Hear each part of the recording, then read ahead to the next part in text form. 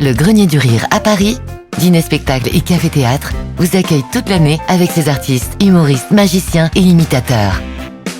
Une salle conviviale, intimiste, avec plus de 45 ans de rire.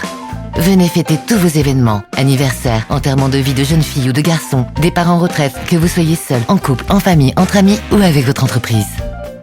Réservation plus petit cadeau offert avec le code SPEED Radio au 01 43 80 68 01.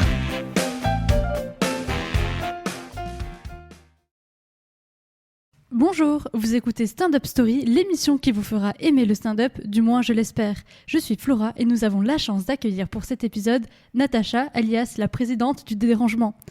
Bonjour Natacha, comment vas-tu ? Bonjour Flora, je vais super bien et toi-même ? Je te remercie en tout cas d'avoir accepté l'invitation, je viens également. Et toi, je crois que tu as ton spectacle qui s'intitule Trentaine en folie à la scène parisienne le 15 mars à 21h15, c'est bien ça ? Exactement, la trentaine en folie. Et avant de parler un peu de ton parcours et de ton spectacle, j'ai préparé quelques petites questions décalées pour un peu mieux te connaître. Est-ce que tu es prête ? Alors vas-y, je suis prête, ça y est. Je balancerai pas d'anecdotes un peu trop gênantes, Non, même si j'en ai eu tout à l'heure. Écoute, tu fais ce que tu veux, moi j'ai pas de soucis. J'ai Vraiment pas de soucis, vraiment. Ah, mais on reviendra là-dessus peut-être. Vas-y, y a pas de soucis, t'inquiète pas. Est-ce que tu pourrais nous donner 2 traits de personnalité qui ne te correspondent pas, s'il te plaît ? Alors je dirais triste et éventuellement réservé. Voilà, Ok, donc tu te définis comme une personne joyeuse, oui, extravertie ? Exactement, plutôt extraverti et solaire, oui. Ok, super. Et c'est ce que tu véhicules, je suppose, dans ton spectacle, Oui, totalement. l'énergie que tu passes Totalement. et les sujets qu'on évoquera tout à l'heure. Est-ce que tu pourrais nous donner le nom d'un artiste que tu adores et un compliment le nom d'un artiste que tu adores et un compliment que tu aimerais lui faire, s'il te plaît ? Alors, une artiste que j'adore, alors je vais parler de Nawel Madani parce que c'est sa formation que j'ai suivie, Nouvel Acte 2024. Et ce que j'adore en fait, c'est ce changement de tempérament en fait. C'est-à-dire que tu es quelqu'un de très drôle, mais aussi très très très sérieux dans le cadre du travail que j'ai retenu en fait. Donc voilà, Nawel Madani. Elle anime des formations ? Alors, elle a créé une école il y a quelques... Je ne sais pas si ça continue toujours, mais nous, en tout cas, ça s'appelait le Nouvel Acte 2024. On était une vingtaine. On a suivi en fait des cours qui nous permettaient de, nous en tant que par exemple futurs stand-uppers, de se préparer à la scène, un peu comme des cours d'art dramatique. On avait des professeurs aussi qui venaient de la grande école, là, je ne sais plus comment elle s'appelle. Une école assez connue où on passe des cours. Et en gros, pendant à peu près, il me semble que c'était une semaine, 3-4 jours, on y allait tous les mois. On y passait toute la journée. Et le but, c'était en fait de s'entraîner. On avait des passages, des scènes, des mises en scène, des changements de personnalité. Sincèrement, moi, personnellement, ça m'a... C'était hyper formateur pour toi. C'était hyper méga formateur. Un stage intensif que tu regrettes pas alors ? Ah, du tout. Un bon investissement qui, moi, m'a servi aussi à me perfectionner et surtout à me lancer vraiment de manière un peu plus à l'aise dans le domaine du stand-up, en fait, parce que ça reste un métier. Et plutôt dans l'écriture ou dans la recherche de ton clown ? Alors non, je dirais plutôt dans le... Comment je vais dire ça déjà ? La scène, en fait, le côté un peu scénique, comment je vais dire ça ? La posture sur la scène, les chutes... chutes physiques ou chutes dans les blagues ? Non, les chutes dans l'humour, en fait. Comment aussi capter le public...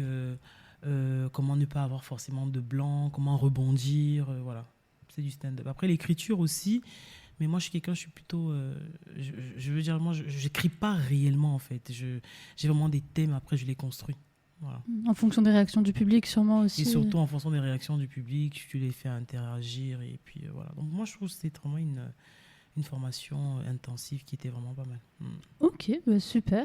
Et un compliment que tu aimerais lui faire ?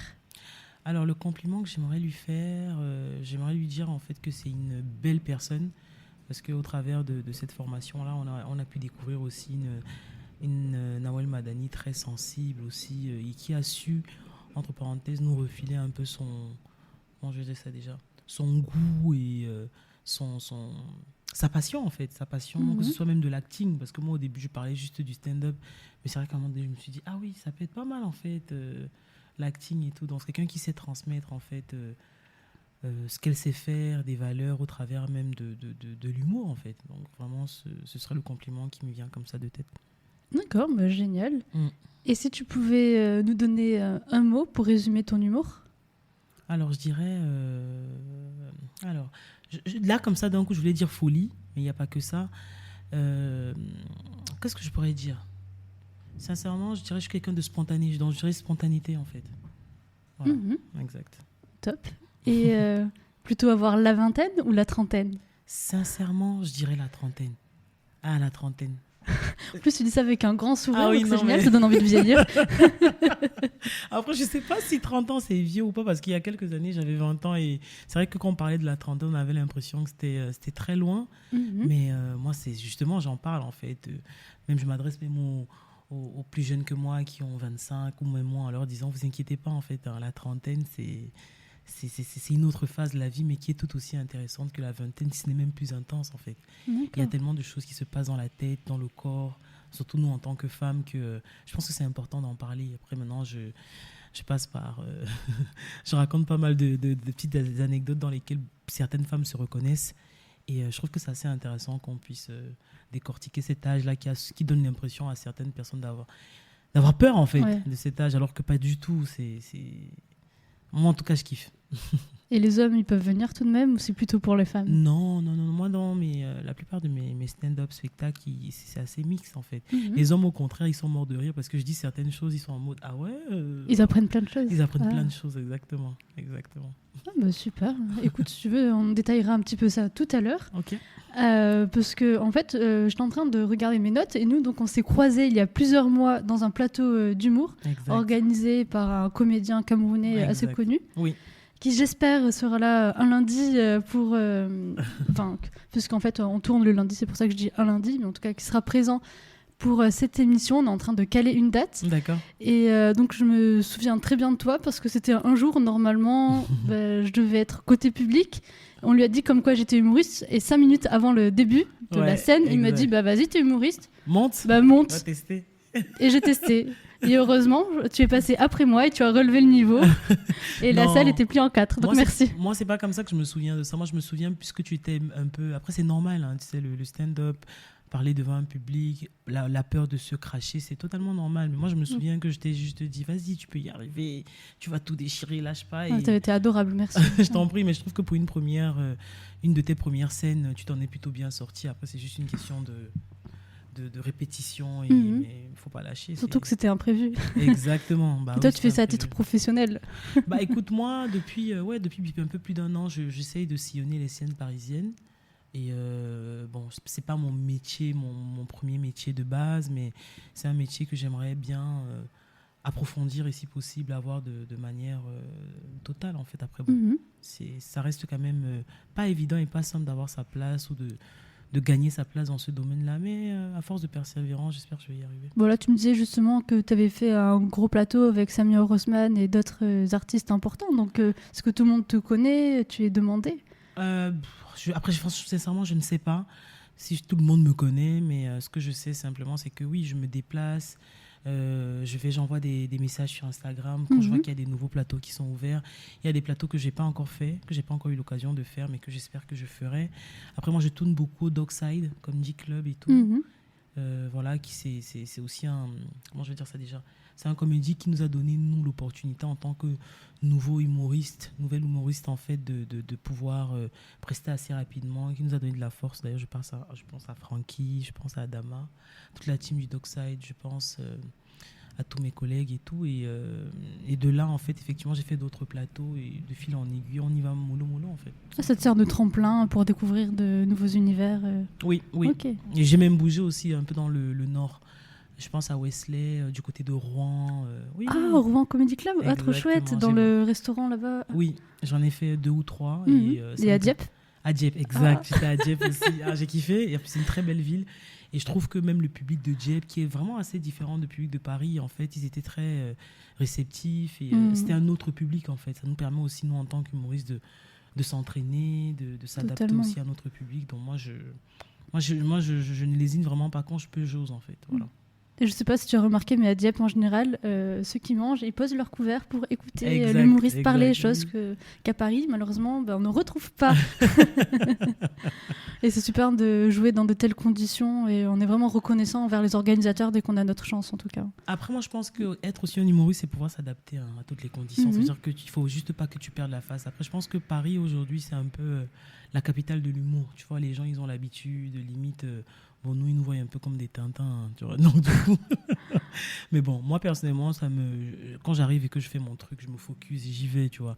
Je calcule pas si tu regardes pas, si tu as tes couverts en main ou pas. Je fais mon truc. Et ça t'est déjà arrivé de jouer dans des situations un peu délicates, un peu gênantes ? Peut-être, hein, mais je ne te cache pas que je n'ai pas remarqué. Parce que vraiment, quand je monte sur scène, et c'est aussi une des choses qu'on a apprises dans cette formation, c'est que je suis vraiment dans ma bulle.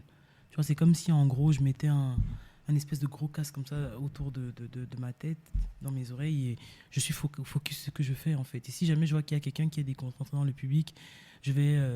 je vais l'interpeller d'une certaine façon, pour qu'il se reconcentre, mais de manière humoristique en fait. C'est que ça. Mais il faut vraiment pas faire attention à ton environnement parce que c'est ça qui te déconcentre. Donc c'est bien que tu aies cette force-là justement de te concentrer et de pouvoir continuer malgré les difficultés que tu puisses rencontrer. Exactement. Et tu as déjà rôdé dans des plateaux parisiens comme le Jock, le Fridge, le Paname ou Alors pas le encore Jock, le Fridge, non. Là récemment, j'ai fait... Il y a un nouveau plateau qui a ouvert avec le Café House c'est le dimanche. J'ai fait un autre qui s'appelle le Vivier Show, le Dockside, Dieppe, Rouen. Et après, je tourne souvent au Dockside. Après, ce qu'il faut savoir, c'est que moi, je ne suis pas comédienne à temps plein. Tu vois, j'ai un boulot aussi dans la vraie vie. Donc, habituellement, c'est plus les week-ends où j'ai un peu plus de temps, ou certains soirs, mais en semaine, c'est un peu rare. Oui, ça doit pas être évident d'allier les deux, en tout cas. Alors, pour moi, bizarrement, oui, si, ça va. Après, bon, évident, non, dans le temps, l'organisation, mais dans l'équilibre... mental. C'est nécessaire d'avoir cette partie-là du stand-up. Effectivement, d'avoir cette partie-là qui me change de mon quotidien, de mon boulot en général, en fait. Et t'aimerais en vivre pleinement du stand-up ? Écoute, si ça me permet, oui, pourquoi pas. Parce que, en fait, quand je fais du stand-up, moi, c'est pas comme si je travaillais, c'est vraiment du plaisir. Et il y a une phrase qui résume assez bien ça. Lorsque tu fais ce que tu aimes, c'est plus du travail, c'est vraiment une passion, tu vois. Donc, oui, qui sait ? On verra, on travaille pour. C'est génial, en tout cas, je te le souhaite et je suis sûre que tous les auditeurs également. Merci. Et je me posais d'ailleurs, pourquoi ce pseudo de la présidente du dérangement ? Alors, ce qu'il faut savoir, c'est que j'ai commencé en disant présidente des immatures. Parce que moi, j'aime bien, en fait, je trouve que la vie est déjà trop sérieuse, en fait, pour se prendre la tête. Et pour moi, les réseaux ont toujours été un exutoire, en fait. C'est-à-dire qu'autant je peux avoir des débats, des conversations très sérieuses, autant moi, quand tu arrives sur mon compte, c'est vraiment en mode... t'as passé une journée stressante et quand tu viens là, c'est plus pour être dans ce mood-là, en fait. C'est vraiment pour se laisser aller. Donc, c'est des petites blagounettes, c'est des trucs. Donc, immature, au début, les gens ne comprenaient pas. Ils me disaient, mais pourquoi immature et tout ? T'es pas du tout immature. J'ai dit, bon, vas-y, je vais changer. Du coup, là, j'ai mis dérangement parce que je touche à des sujets dérangeants. Tu vois, les femmes et la trentaine. Les femmes, la trentaine. Je parle aussi beaucoup de relations hommes-femmes. Je parle d'amitié, je parle de religion. Moi, je suis d'origine camerounaise et surtout, je fais aussi partie d'une communauté afro. Ça veut dire que c'est des sujets, en fait, qui, dans nos communautés, sont un peu tabous. D'en parler notamment de sexe, de certaines choses, en fait, qu'on préfère regarder comme ça de loin. Et en fait, moi, je le touche en tant que femme afro-trentenaire aussi, de dire que, ouais, voilà, il y a des moments où t'as chaud, tu vois. T'as des moments où tu... Et moi, je trouve ça... comment dire, en fait, tu abordes des points qui sont réels et tu casses aussi certains tabous en même temps, en fait. C'est un peu ça.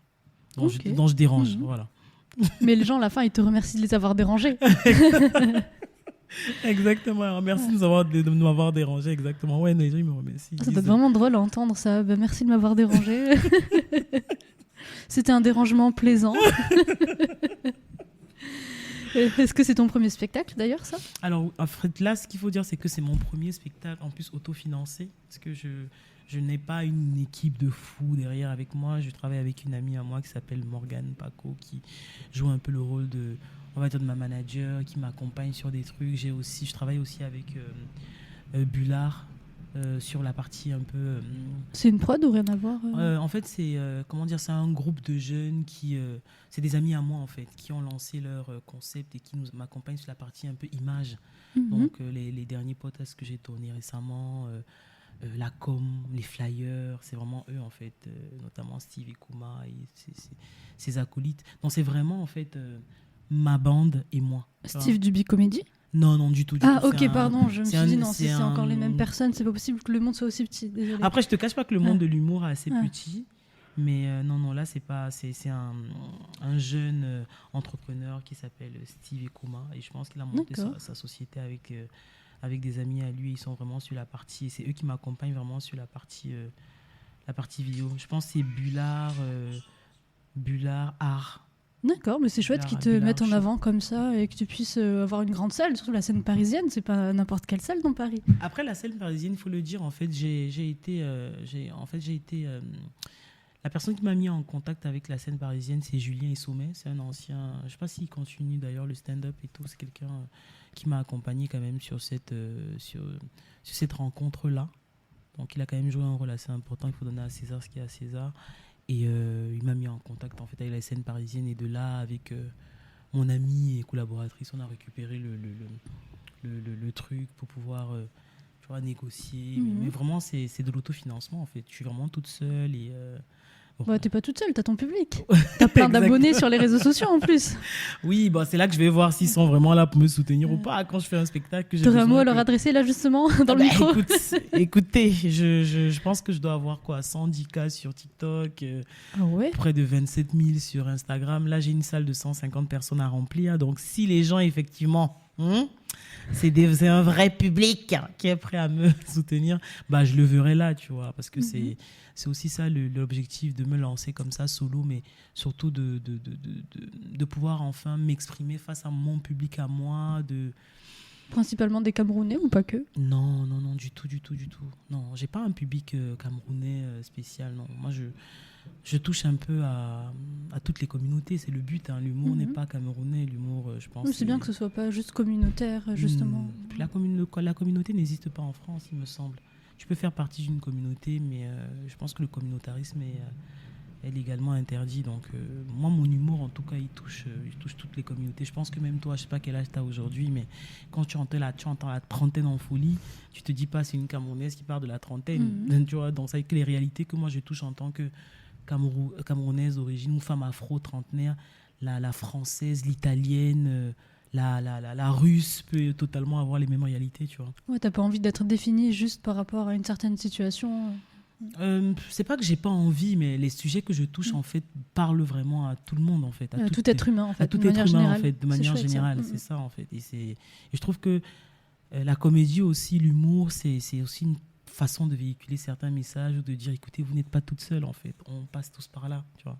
Voilà. Là, pour le coup, c'est vrai que la trentaine, on est obligé d'y passer. Bah, écoute, on doit même s'estimer heureux d'être en vie. Donc, bah oui, il y a ça, et on va tous y passer, forcément, tu vois, forcément.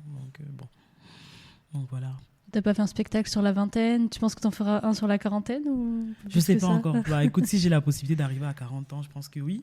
Mais sur la vingtaine, non, je fais un bref passage quand même, parce qu'avant d'arriver à la trentaine, on a 20 ans, je fais une espèce de comparaison en disant, bon voilà, quand on a 20 ans, voilà comment peut-être on ressent les choses en tant que femme. En tout cas, moi, voilà comment je les ai ressenties, et voilà comment je les perçois plutôt dans la trentaine, en fait. Et c'est là où je me rends compte que, pour moi, la trentaine, c'est un âge où on est vraiment dans une espèce de forme d'assurance, de manière générale, hein. Et dans la vingtaine, on est encore un peu dans ce côté-là où on ne sait pas trop. On se découvre, on se cherche, on ne s'affirme pas totalement. Et la trentaine, c'est un âge où, moi, en tout cas, c'est ce que j'ai ressenti, où je suis dans une affirmation aussi bien dans ma tête, dans mon corps, tu vois. Oui, c'est bien que tu puisses partager justement tes expériences pour aider d'autres personnes derrière qui vont se poser des questions en se disant oui, est-ce que c'est normal de ressentir ça et ça. Exact. Donc c'est chouette. C'est un peu ça. Et d'ailleurs, toi, comment t'en es arrivé à être humoriste? Bah écoute, je pense que c'est par la force des choses. En gros, moi j'ai commencé en 2020, je l'ai toujours dit sur les réseaux. En fait, en gros, j'étais en couple, en relation, dans une longue relation qui s'est terminée un peu dans cette période-là. Et comme j'ai dit, moi les réseaux sociaux c'était un exutoire. Bon, c'est vrai que j'arrivais et je racontais en fait comment je vais dire ça déjà, je racontais mon nouvelle arrivée dans la vie de célibataire. Donc les dates que je pouvais faire, les rencontres, en fait les aventures qui m'arrivaient en fait. Et je prenais une caméra, je disais non mais c'est un truc de ouf ce qui m'est arrivé aujourd'hui et tout. Et en fait c'est parti de là, vraiment le truc tout con. Et même à l'époque, quand j'étais en couple et tout, je faisais certaines vidéos avec mon ex-conjoint où tu vas trouver des vidéos encore, c'est nous, tu entends sa voix derrière. On se mettait dans des personnages. Par exemple, moi, je jouais comment dire, la tante âgée qui va faire des avances à un petit jeune en mode j'aime bien, change-toi devant moi. Tu vois, vraiment des trucs de société que tu vois, qu'on n'ose pas parce qu'on a souvent tendance à penser qu'il n'y a que des hommes âgés qui, en gros, qui vont draguer les plus jeunes, alors que tu trouves aussi ça, les cougars, aujourd'hui, c'est limite un phénomène totalement connu. Donc, tu vois, surfer et jouer comme ça sur des réalités courantes, en fait. Tu vois. Donc, ça a dû bien prendre, notamment sur TikTok, ce genre de vidéos, je exactement. suppose. J'ai d'abord explosé, même d'ailleurs, sur TikTok avant de passer sur Instagram. C'est vrai que ça allait assez vite. C'est ça aussi, aujourd'hui, la force des réseaux sociaux, en fait. Parce que moi, de base, c'était juste un délire. Hein. C'était un délire et qui a pris des proportions... À ton avantage. À donc mon c'est avantage, chouette. bon, ok, oui. Et pourquoi tu t'es lancé plutôt dans le stand-up que, par exemple, dans le théâtre ou le cinéma ? Alors, parce que moi, le stand-up, pour moi, c'était un peu comme une évidence. Parce que je pense que, premièrement, j'avais des choses à dire. Deuxièmement, j'ai jamais été la nana qui a froid aux yeux, en fait. C'est-à-dire que parler à un public ne m'a jamais réellement fait peur. Oh, ça t'impressionne pas de jouer devant des personnes ? Non, pas réellement, en fait. Moi, ce qui m'impressionne plus, c'est de me demander est-ce que j'aurai la structure nécessaire. Mais c'est pas la vue du public ou comment dire, la foule, en fait. Tu vois, quelqu'un qui tremble devant ce genre de situation. Par contre, je savais juste qu'il fallait que je puisse, comment dire ça déjà, me structurer, en fait, structurer mes idées, parce que parfois je peux avoir plein d'idées qui passent par la tête, et surtout les encadrer, et surtout les chuter. Tu vois, c'est pour ça que je te dis que cette formation Nouvelle Acte m'a beaucoup... Vraiment, c'est le terme chuter les blagues qui me fait rire. Exactement. Parce que je vois vraiment la blague qui se casse la gueule. Ou rebondir, mais donc pour moi, en fait, c'était... Et surtout, je regardais aussi, j'étais fan de stand-up. Je regardais beaucoup du Florence Foresti, même Nawel Madani, Anne Romanoff, Claudia Tagbo aussi, qui est arrivée comme ça, avec toute son énergie. Et j'étais déjà fan, en fait. Jamel Comedy Club, tu sais. Donc, ça me parlait. Mais c'est juste que le temps que ça mûrisse dans mon cerveau, mais pour moi, ça a été une évidence. Ils ont été ta source d'inspiration. Exact. Je me suis dit, ah non, le stand-up, c'est trop bien. Tu arrives là, tu fais rire les gens, ils sortent de là, ils ont les yeux en cœur, ils viennent te voir. Franchement, j'avais envie de ce truc-là, en fait. Voilà. Ça veut dire que tu joues pas devant des publics difficiles, en général, ils sont bienveillants avec toi. Après, comme je t'ai dit, hein, tu peux pas... En fait, la problématique, c'est quand tu fais de l'humour, il faut partir du principe que tu ne peux pas plaire à tout le monde, et c'est tant mieux. Tu vas plaire à tout le monde, c'est plaire à n'importe qui. Moi, je l'ai toujours dit. Donc, tu ne vas pas amuser tout le monde, mais c'est pas grave, c'est fine. Ça veut dire qu'il y a des gens, effectivement, qui vont te trouver marrant, d'autres moins, d'autres... Mais c'est la vie, en fait. Tu peux pas mettre tout le monde d'accord, tu vois. Donc, bienveillance, oui. Après, tu peux pas faire l'unanimité partout. Donc, mais il faut être fine avec. Et moi, je suis fine avec, en fait. Ok, bah, tant mieux de le prendre de cette manière. Mais même, par exemple, pour ta première scène, tu n'as pas stressé ? Non, tu stresses forcément, mais une fois que tu montes sur scène, moi j'ai ce côté-là où, comme je te dis, pour moi la scène, c'était un peu comme les réseaux, en fait. C'est-à-dire que pour moi, c'est un exutoire. Quand je monte vraiment sur scène, je ne suis pas au boulot où je vais aller présenter un... C'est ta cour de récréation, tu t'amuses ? Exactement. Moi, c'est vraiment dans ma tête, c'est ma cour de récréation. Tu sais, je rentre dans un personnage totalement... je dis des trucs, je suis là, je fais des moods. En fait, dans ma tête, je suis dans ma bulle. Maintenant, celui qui est en face, qui est en mode « Ah ouais, d'accord, c'est son problème. Moi, j'ai pas le temps, je dis ce que j'ai à dire et tout. » Ah bah t'as raison. Ouais, c'est ça, c'est comme ça, en fait, que moi, je gère ça, en fait. Et tu fais plusieurs personnages différents, d'après ce que j'ai compris ? Ça dépend du thème que j'aborde, ça dépend de la situation, ça dépend. Mais je suis toujours quand même dans la... Je suis toujours dans la trentenaire, la nana. En tout cas, là, dans ce spectacle-là, ça sera le cas. Mais ça va vraiment dépendre des sujets. Ok. Et tu disais avoir donc certaines thématiques et en fonction, donc faire des sketchs par rapport à ça. Mais pour structurer, est-ce que des fois, tu arrives à travailler en groupe ou tu prends des cours comme tu avais pu faire avec Nawel Madani ? Alors non, pour le moment, je travaille vraiment pas en groupe. Et non, je fais vraiment tout toute seule, en fait. Ça veut dire que ce soit mes comment dire ça déjà ? Les sujets que j'aborde, la manière de les aborder. Après, moi, je suis très... comment dire ? Je vais passer beaucoup de temps à regarder les humoristes. D'ailleurs, je suis fan de Def Jam aux États-Unis.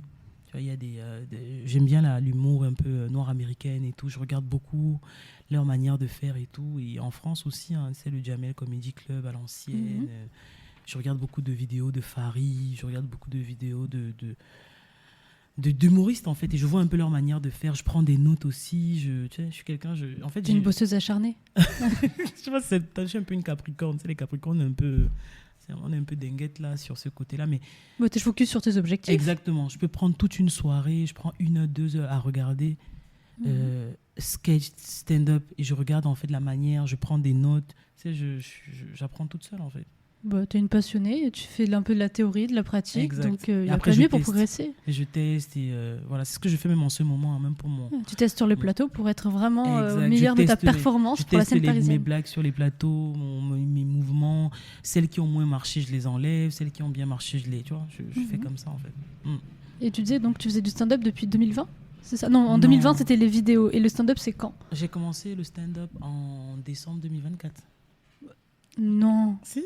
mais c'est tout récent. Exact. Et après, j'ai eu une première scène. J'ai fait la première partie d'un humoriste qui s'appelle Lenny Bunga à la Cigale. Je pense que c'était en juin 2000. Je pense que. Oui, c'était. Attends, qu'est-ce que je raconte ? Je pense que j'ai commencé en décembre 2023. Ah. J'espère que je dis pas n'importe quoi. Hein. Ah là c'est trop tard, c'est dit à la radio. Non, attends, parce que là, on est en 2025. Ah oui, décembre 2023. Parce que décembre 2024, c'était récemment. Non, Ouais. décembre 2023. Ok, donc oui, je suis c'était- en train de me dire sinon Oui, oui, non, peut-être t'avais fait c'était- une pause. Mais ok. Non, c'était le nouvel acte 2023-2024. Je m'excuse, non, c'est 2023. Donc j'ai commencé en décembre 2023. C'est tout de même bien récent. Et j'ai fait la Cigale, la première partie de Waouh. cet humoriste en juin, il me semble. Et après, de là, j'ai jamais vraiment arrêté, en fait. C'est formidable. Dès le début, t'es passé à la Cigale. C'est le rêve de nombreux C'est vrai artistes qui sont sur la scène depuis des années, qui n'arrivent pas à ce niveau. C'est Ah bah incroyable. écoute, moi, il me l'a proposé. Ah ouais, ça se refuse pas une opportunité comme ça. Ben oui, Il l'a pas dit 5 minutes avant, vas-y, t'es humoriste, passe sur scène. Non. Non, il m'a proposé et tout. Je te cache pas qu'au début, je me suis dit, ah ouais, la Cigale quand même et tout. J'étais allé à des concerts, je me disais, ah, ça va être. Mais et c'est là où je me suis rendu compte que j'aime vraiment ça, en fait. Parce que j'étais pas. J'étais stressée parce que oui, effectivement, tu vas monter sur scène devant plus de je sais pas combien de personnes et tout. Ah, la Cigale, c'est immense. Mais une fois que je me suis retrouvé sur le plateau, j'étais trop dosé. J'étais là, ouais, et tout. T'avais des gens qui criaient, bon, des gens qui. Bon, il n'y a pas tout le monde qui savait que j'allais faire la première partie. Donc, il y Mais avait tu l'as certaines communiqué. personnes. Tes Non, amis sont mais venus. justement, j'ai pas. En fait, que mes Oh amis non. proches. Ouais. Mais j'ai pas. En fait, il m'a dit quoi, Lenny m'a dit non. Il a dit. Laisse en fait aux gens qui ne te connaissent pas de te découvrir. Comme ça, tu sauras si c'était vraiment drôle. C'est parce qu'en fait, souvent, tes amis ou les gens qui ont l'habitude de te voir, toi, ils te connaissent déjà en fait. Et là, c'était un public différent. C'est le public qui était venu à la base pour Lenny. Donc on veut dire que c'est un vrai public C'est un vrai qui te connaît public pas. qui te connaît pas et qui vont interagir aussi par rapport à ce qu'ils ressentent. Et c'est ça que j'ai trouvé fun, en fait, parce que dans ce que je disais, il y avait des acclamations, des rires, des trucs. J'étais là, mais ils me connaissent pas, mais comment ils réagissent bien et tout. Ah, voilà, je suis drôle en fait, tu vois. Et ils sont venus te voir ensuite sur d'autres plateaux ? Oui, il y a des personnes qui sont venues me voir déjà après la scène, qui sont venues directement me voir derrière. Ah, déjà une star dès le début. Et qui m'ont suivi sur les réseaux et qui sont venus à d'autres plateaux. Et puis voilà. En fait, c'est ça, tes 27 000 personnes sur Instagram, c'est ceux de la Cigale. Je sais pas. Et le public de Lenny. Non, mais j'avais quand même déjà, avant de monter à la Cigale, j'avais quand même déjà aux alentours de 24-23K, tu vois. Après, ça évolue comme ça tous les mois. Franchement, je fais pas vraiment trop attention et tout. Il y a des fois, je regarde, je dis, ah oui, je suis passé à 27.3, 27.4. Mais c'est progressif, tu vois. J'achète pas les abonnés, je fais pas ce genre de trucs. Je me dis si ça doit grandir crescendo, ça grandit en fonction de ce que les gens ils pensent de moi. Ou, tu vois. Voilà. Mhm. Bon, je suis... Non, mais t'as bien raison. Mm. Et cette scène-là, est-ce que c'était ton meilleur souvenir ? Sincèrement, pour le moment, oui. Hein. La scène, la Cigale, ça a été quand même... Attends, c'est quand même la Cigale, c'était pas mal. Hein. Ah ouais. Ah, j'étais contente, sincèrement, j'étais hyper méga contente. Et puis, il y avait ma mère qui était là, il y avait ma fille aussi. J'ai une fille de 7 ans, elle était toute contente, là, les cœurs dans les yeux. Sa mère, elle est montée sur un plateau. Tu sais, après, elle m'en a parlé pendant au moins 2 semaines et tout. Maman, il y a tout le monde qui applaudissait. J'étais là, oui, chérie. Elle va se vanter à l'école. Exact. Ma maman, elle a fait la Cigale. Elle a raconté à tout le monde, parce que là, ma fille, c'est ça. Elle a fait une grande scène, il y a tout le monde qui a applaudi. Elle revoyait les photos, les trucs. Donc, vraiment, c'était une belle expérience. Bah, tu Et m'étonnes. même pour elle, tu vois, de se dire, regarde ce que maman, elle a réussi à faire et tout. Parce que je pense qu'on faut aussi que nos enfants, qu'on leur donne le goût de la passion, tu sais. Mhm. Et tu sais si elle veut se lancer plus tard dans le stand-up aussi ? Sincèrement, quand je la vois, déjà, ma fille, sincèrement, c'est une comédienne déjà née. À Mais 7 moi, ans, c'est bon. elle me fait des shows déjà à la maison. Je me dis, mais mon Dieu, c'est pas possible. Prends-lui ses sketchs. Elle pourra pas t'accuser de plagiat comme ça. Je te jure. Elle m'inspire aussi parce que les enfants, ça inspire. Donc, bon. Ok, bah super. Et ce serait quoi, du coup, l'étape d'après, vu que tu as fait La Cigale? Bah écoute, comme l'étape d'après, déjà, c'est mon show du 15 mars, donc mon Ouais. show à moi. Voir déjà, je suis en possibilité, en capacité de réunir un maximum de personnes. Ce sera quand même assez intéressant par rapport Oui, à ça. ça va, c'est 200 places, tu les remplis. 150. 150, s'il pardon. te plaît. Ouais. Déjà 150, c'est quand ma copine elle m'a dit, bon, on a tout, j'ai pris la salle à 100. Quand j'étais là, pardon, on aurait pu commencer par 50, 60. Et toi, il était là, non, on vise plus haut. Tu sais, j'étais là, ok. À la scène parisienne, il y a aussi une 300 places. Donc Je finalement. sais, j'ai vu. Il m'a fait visiter toutes les salles, Alain, donc j'ai vu et tout. Mais voilà, c'est déjà au moins ça, cette étape-là. Et puis après, je sais pas, on verra. Ouais, en tout cas, on te souhaite le meilleur. Donc pour Merci. l'instant, on peut prendre nos places pour te voir sur scène le 15 mars pour ton spectacle Trentaine en folie. Donc son pseudo, c'est la présidente du dérangement sur Exactement. Instagram, c'est ça? Et Et même sur TikTok. aussi. Est-ce que tu aurais un mot pour tes abonnés ou ton Bah public, écoute, moi ce que je pourrais dire à mes abonnés, c'est que j'ai hâte de vous rencontrer le 15 mars, de vous voir pour ceux que j'ai pas encore rencontrés en réel. Et surtout, vous découvrirez aussi une autre partie de la présidente, parce que je suis souvent en train de rigoler, raconter des conneries. Alors que là, sur le 15 et tout, je compte quand même ouvrir une petite partie de mon intimité, de ma vie, de telle sorte qu'on puisse me voir dans un...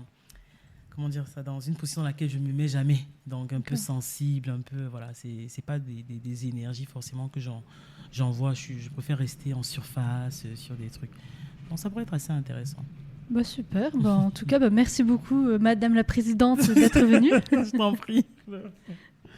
L'émission Merci touche à à toi. sa fin et nous vous remercions d'avoir écouté Stand Up Story, l'émission qui vous fera aimer le stand-up, du moins on l'espère. On vous souhaite une très bonne journée et on vous dit à la semaine prochaine.